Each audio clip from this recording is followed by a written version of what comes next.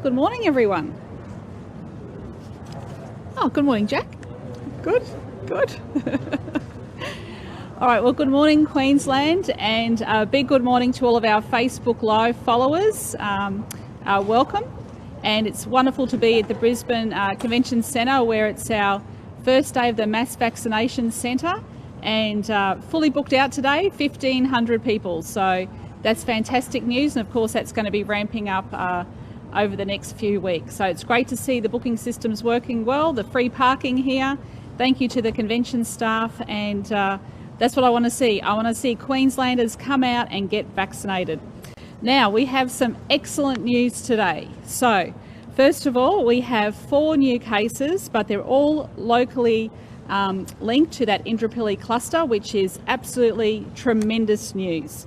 They're all in home quarantine and they have not been out in the community. That is exactly what we want to be seeing. So well done, Queensland, and well done to everybody who's staying in that home quarantine. And remember, you can't leave unless you get that final piece of paper from Queensland Health to say that your home quarantine has finished. And I know it's tough on families. A couple of my sisters and their families, they're doing home quarantine at the moment as well. So our family's impacted, just as I know a lot of families across Queensland are. In fact, there are thousands of people at the moment in home quarantine. Okay, so we have 156 active cases. We've had 23,099 tests in the past 24 hours, which is great news as well. And in Cairns, we've had 4,476 tests. So that's tremendous news there. That was an increase from yesterday's testing in Cairns. 15,625 vaccines were administered by Queensland Health in the past 24 hours. So that's, of course, wonderful news. So who would have thought a week ago we would be in this position today? So well done, Queensland. It's absolutely tremendous. Now we've got some great news for Cairns as well. So for Cairns residents, the lockdown will end at 4 p.m. Thank you for coming out and getting tested. Thank you for doing the right thing. But because we've had a couple of those cases in Cairns, Dr. Young has asked if we can keep the restrictions in place that we have for SEQ. They will apply in Cairns now, just to make sure that we don't have any community transmission. So I want to thank the Cairns community in advance, because this is what now we're asking you to do, exactly what the 11 LGAs are doing down here in the southeast.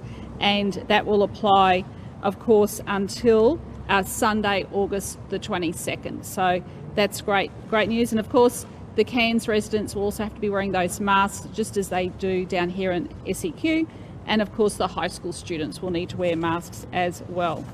So that's fantastic news. And as I said today, we're here at the Vaccination Centre just to ensure everything's running smoothly. From all reports, it is. It's great to see that this is up and running. And of course, as we get more supply from the federal government, and if I can just remind everyone that the federal government is responsible for 70% of the vaccination of Queenslanders, we're responsible for that 30%. And as we get more and more supply that is due in September, and then of course through to Christmas, we'll be able to look at opening more of these centres across the southeast and across regional Queensland. So thank you, Queensland. I'm so proud. A week ago, I think everyone was worried about where we would end up with this cluster. It was our biggest challenge, and Queenslanders absolutely rose to that challenge, and it's through your hard work that we're in this fantastic situation today.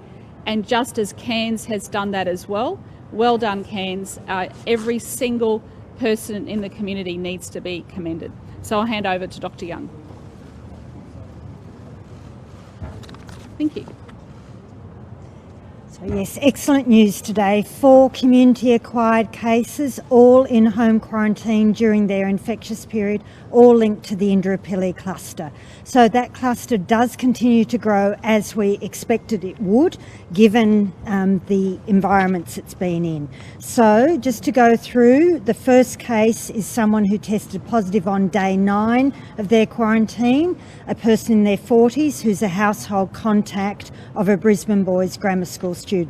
The second case is someone who tested positive day 10 in home quarantine, a teenager who is a student at Brisbane Boys Grammar School, but there are 2 other household members already unwell in that household who are confirmed cases. Then the third case is someone who tested positive day 8, a student at Ironside. And then the fourth case is someone who tested positive day 9, a student at Brisbane Girls Grammar School. So we now have 120 cases linked to that cluster. In Queensland overall, we have 156 active cases, and to date we've now had 1,929 cases in Queensland. The testing results down here in the southeast corner were superb, and they were even better up in Cairns. So congratulations to the people of Cairns. You've really supported your community coming out. Please continue to come out. It's so reassuring that we've only had those 2 cases. The reef pilot, who now we have definitively confirmed got infected on that ship that he piloted through the reef. I have the whole genome sequence results from New Zealand that confirms that. So he came into the Cairns community on the 23rd of July, which is why we've put some additional exposure sites up in Cairns. So please, everyone in Cairns, could you go and check the website to make sure you haven't been in any of those exposure sites. It's really important that you still come forward and get tested, and anyone in Cairns with any symptoms at all, as you've been doing the last few days so well, please come forward and get tested. But given that we've only had that reef pilot and the taxi driver positive, and we've had so much testing, I think it is safe to lift that stay-at-home requirement, but it's still important that we have those ongoing restrictions, and it's still vitally important that people continue, as they've been doing, to come forward and get tested. That is just so important in case there's been any other spread. The highest risk contacts are negative, which is very reassuring, particularly as we're so late in the infectious period for that taxi driver and the reef pilot. But we all know with this virus it can transmit. It can transmit to someone who doesn't have any symptoms, so doesn't know to come forward and get tested. So there's still a risk there. It's low, but it's there. So please just keep coming forward and getting tested. Similarly for the rest of the state, I genuinely don't know where this virus might next pop up, but it's so reassuring to see how well people have responded when it does pop up. But it's always important if we could try and find the very, very first case, because that means we can have a short, sharp lockdown and prevent transmission and all try and get back to our lives as quickly as possible. So please keep coming forward, any symptoms at all, no matter where you are in the state. Don't think because there hasn't been a case in that area of the state for a year that there couldn't be one. We all know there could. So please just keep coming forward and we'll be able to manage this beautifully, as the southeast corner has and as Cairns has. So thank you very much. Then today it is so great to be here, the first day of operation of this new mass vaccination clinic. I got my second AstraZeneca vaccine yesterday. I managed to get a badge. I'm sure I'm meant to be guilty because I don't know that we've got many of these badges.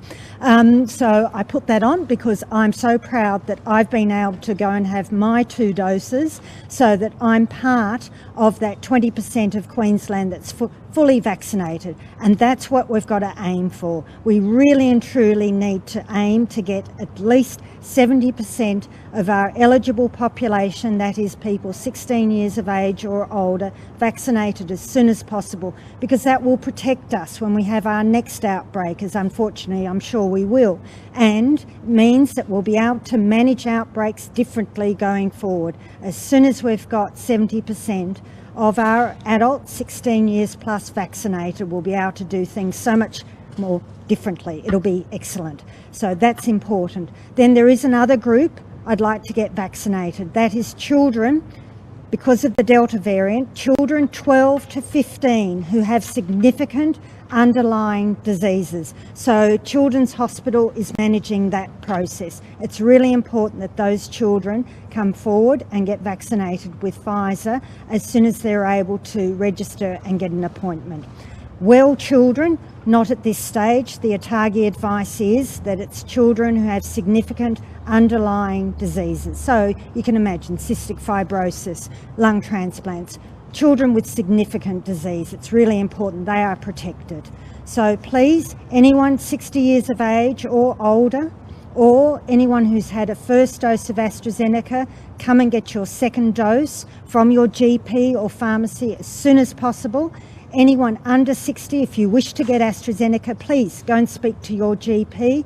Otherwise, register online through the booking process as soon as possible, because I do not want to have a single vacant booking appointment available for someone to get Pfizer. So I need people to register. Today, all 1,500 bookings are full, which is fantastic, and we will keep on pulling people forward who have registered to make sure they get booked.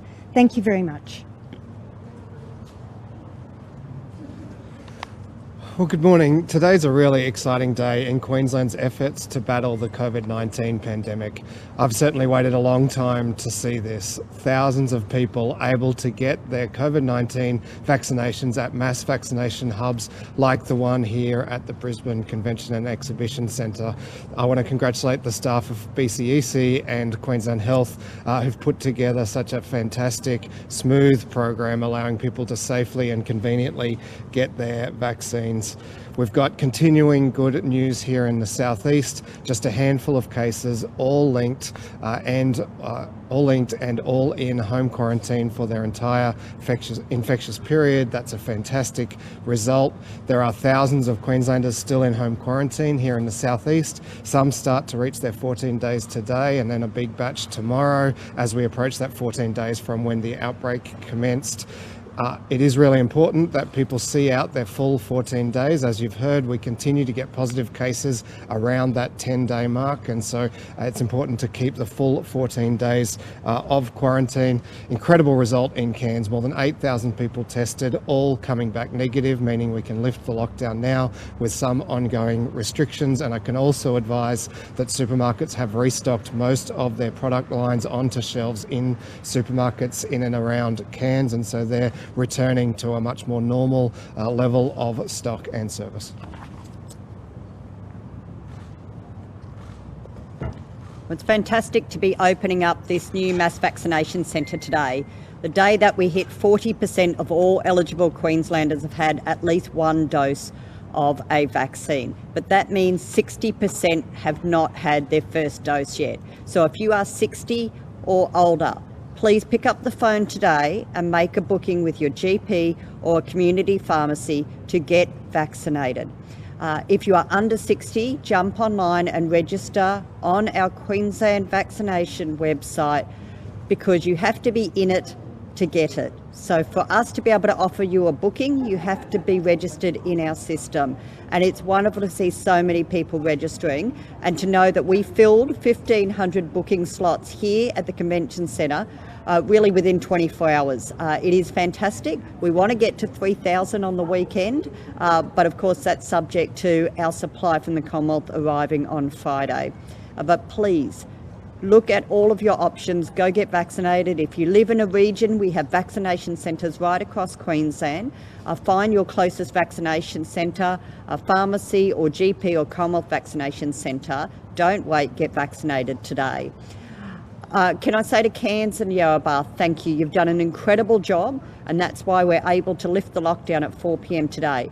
But we need you to keep up that great work. You will now move into the same level of restrictions as what we have in the 11 local government areas down here in southeast Queensland, and that will apply until 4 p.m. on the 22nd of August. So please make sure you are familiar with those restrictions. That includes mandatory mask wearing, limitations on the number of people in your household, and also going back to 1 per 4 square metres, and of course make sure you are checking into every venue that you go to, so that if we do get a case anywhere in Queensland, we can contact trace you quickly. So that check-in app is still so crucial no matter where you're going, any venues. We all want to go out and support businesses again.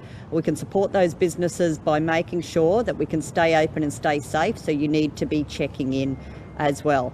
Big shout out to our students and teachers and all the staff at our schools who have done such a great job in the first couple of days of now wearing masks in high schools, and of course our school staff in primary schools wearing masks.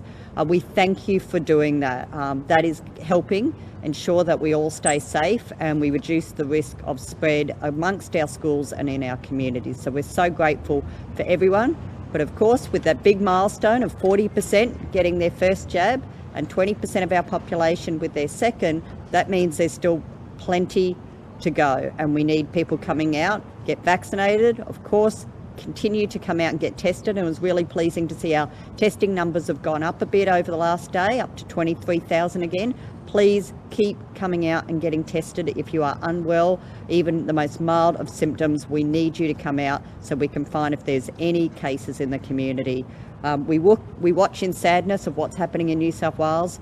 There continues to be, on average, one person dying from COVID every 3 days in New South Wales. We just can't afford for this virus to get into our community and spread. And I know that we're up to the task. Everyone continue to do the right thing and we can do this together. Thank you.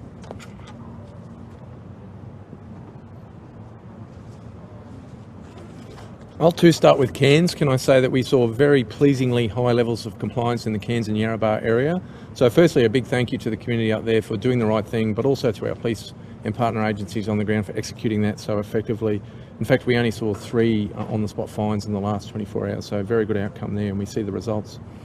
On our road borders, we have increased our operations in that area, so 5,969 vehicles in total intercepted yesterday, 108 turned around, only 2 into quarantine, and 2 issued with on-the-spot fines. So again, very high levels of compliance from our community. Keep listening to the messaging. That can be an ever-changing area, as we know, with what's happening in New South Wales. So we'll stay very focused in that area. And again, a thank you to the police on the ground for operationalising that so quickly and effectively.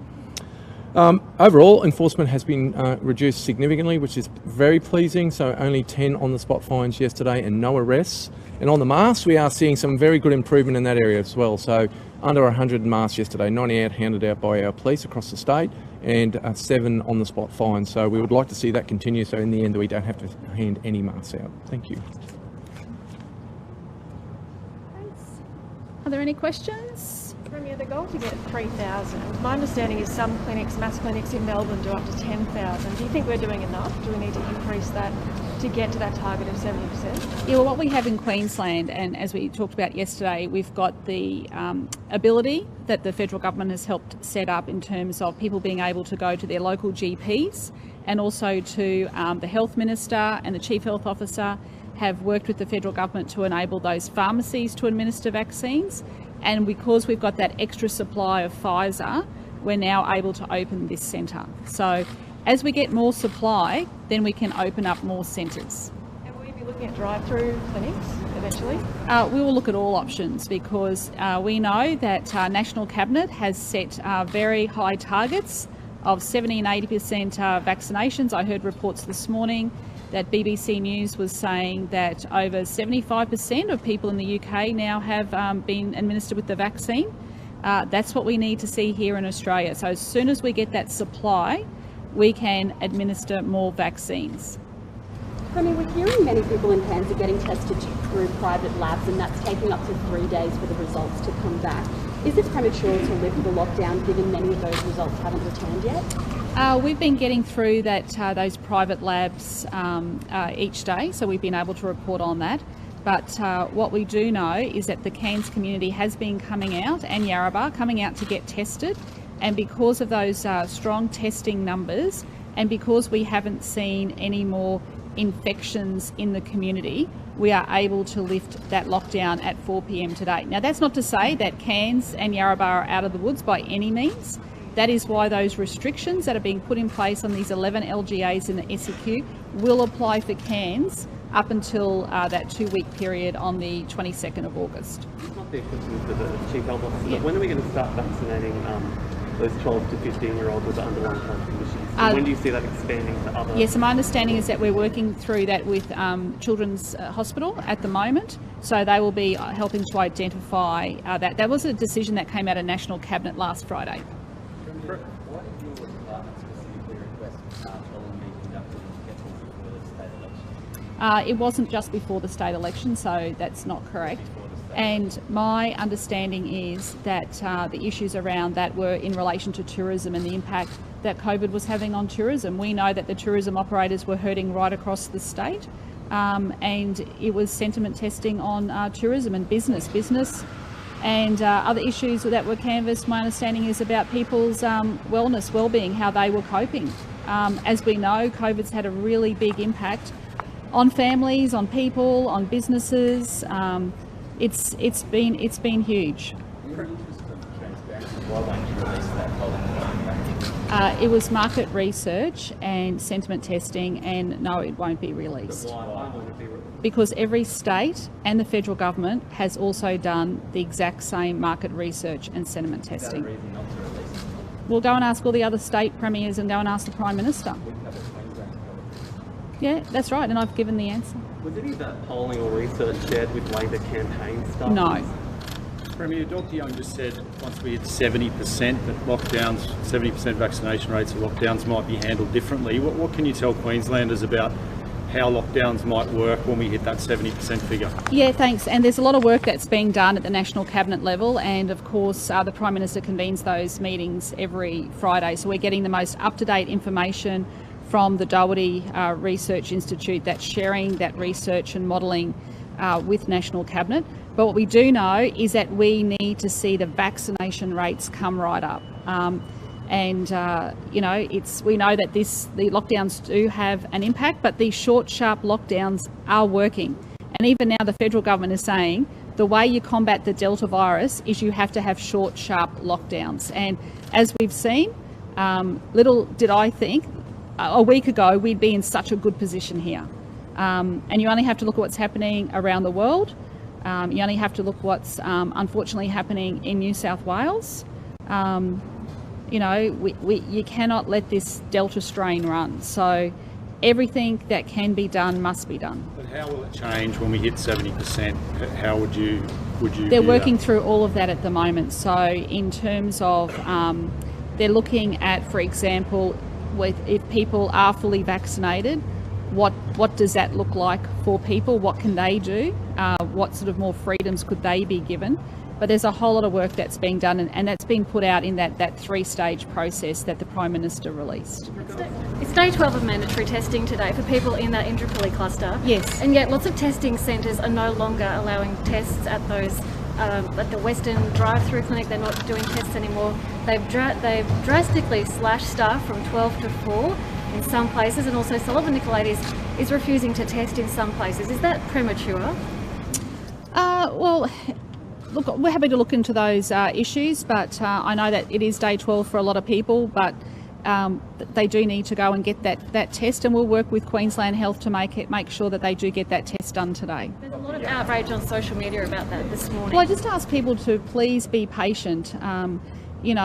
This has been a big ask of all of our staff. It's a big ask of families and everything. So look, please be patient and ring the Queensland Health Hotline if you do have any concerns, and we'll get to that. We'll get to you as quickly as possible. After that polling, you said yesterday that research. You said yesterday that you've seen some of it. Can you confirm today what part of that research you had seen?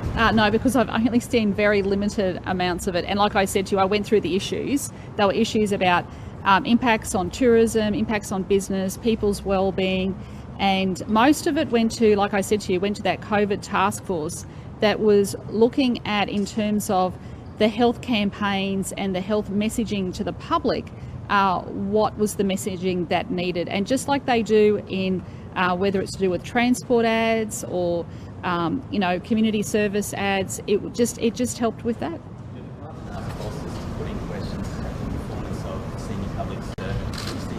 I'm not aware of that. I'm not aware of that. I have not seen any of that. I'm not aware of any of that. Can we ask Dr. Young a question? Yeah, sure. Have they been going past the way of standard tranquilized with families in New South Wales?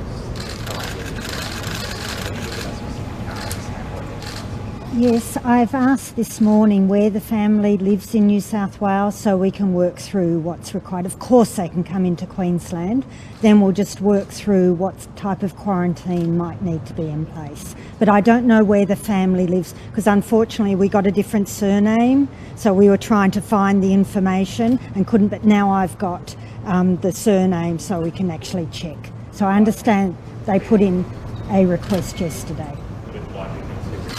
I don't know. I need to know where they're from. Dr. Young, Is it appropriate that teenagers are getting access to Pfizer jabs at these mass vaccination hubs before older Queenslanders? And is that because of the high school cluster? No, so anyone who is 16 years of age or older can get vaccinated with Pfizer. They just need to go and register and then we'll give them bookings. And it depends who's registered. So I need everyone to register because we are going to try, of course, to pull in the higher priority people, but I will never ever leave a booking slot vacant. So if we've got spare bookings and there's only teenagers who we can pull in, that's who we'll pull in. All of them. No, Yep. do you know how many Queenslanders? Oh, yesterday it was 50,000. I don't know how many from today.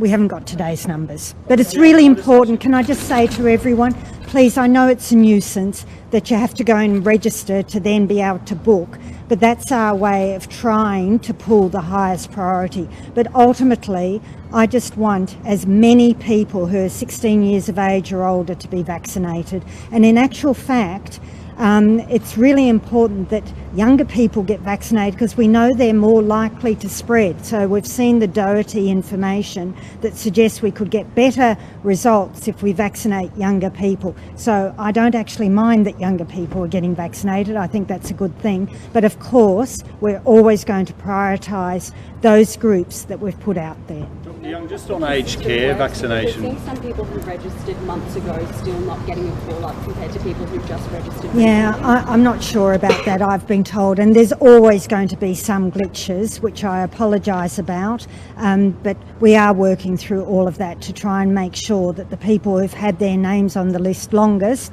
get done first. Just on aged care vaccination, Dr. Young, I know Yes. it's a federal government responsibility. That rollout started 6 months ago. The figures at the moment are that 83% of residents in aged care facilities are fully vaccinated. I'm just wondering how you feel about that rate. What rate do you think we should be at by now? And also, one facility we've found in Toowoomba is at a rate of only 51% fully vaccinated.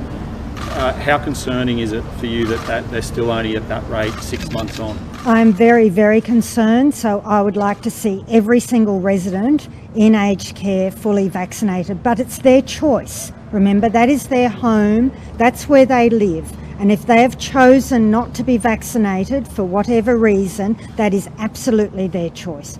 Now, we are mandating, and National Cabinet made this decision, that as of the 17th of September, and I definitely want to see it before then, that anyone who works in aged care must have had at least one dose of the vaccine, and we're monitoring that. Now, for our Queensland Health aged care facilities that we run, we are really strongly managing that and pushing that out. So I do plead that every single person who works in one of our aged care facilities anywhere in the state, if you haven't already, come forward and get your first dose and get your second dose as soon as you're able to. 8 weeks after the first dose for AstraZeneca, 3 weeks after the first dose for Pfizer. Will you be issuing a public health order for that? I already have. Oh, you have? Yes. Fake mask section badges are being sold online in Queensland as buying them, so but we do have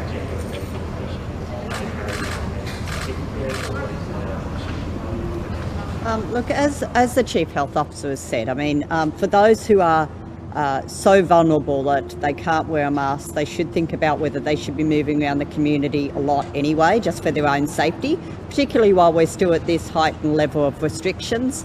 But it's really disturbing to hear that. People shouldn't be trying to find ways to work around the rules.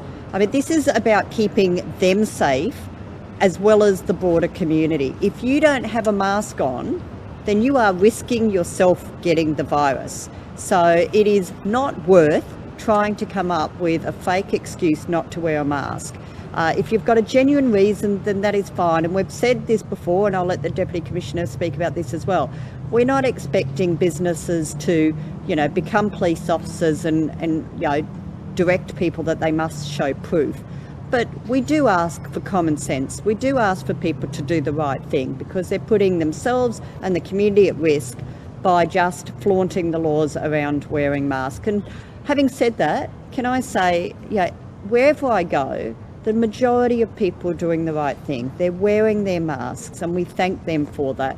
There will always be a small percentage who don't want to comply, but there will also be a small percentage who can't. And we should respect that because there will be some people who can't wear those masks. So I'll ask the Deputy Commissioner to speak about it. Thank you, Minister. Look, really simply, my advice would be don't waste your money on the lanyard. Firstly. Secondly, that people who have a genuine medical exemption have nothing to fear, nothing whatsoever to fear. We will work through with that, and we will not take any action against anyone that has a genuine exemption purpose. As you've heard, the advice very clearly from the show, which I thought was a really sensible one, really think about whether you're out and about when we need to be wearing masks when you have that kind of exemption. And for those people that are willfully trying to pretend that they have an exemption when in fact they don't, just so they don't have to wear a mask, they're the ones that will investigate and take the appropriate action if needed. Thank you. How do you see these mask requirements going for, I guess? Till next Sunday. If we get on top of this cluster here and up in Cairns, that's the plan at the moment. But we need to keep them and have them ready so that, unfortunately, when we get our next outbreak, because it is going to happen, of course it's going to happen, that we can immediately get hold of them. Update on people with COVID in hospitals. Is anyone in ICU, and are any of them children? So today we have 59 people in hospital, 92 in hospital in the home, so they're being managed in their own home remotely, and one person in ICU who's not ventilated, and that person relates to the Portuguese cluster from a while ago. It's not related to this current cluster. We don't have any significantly unwell children.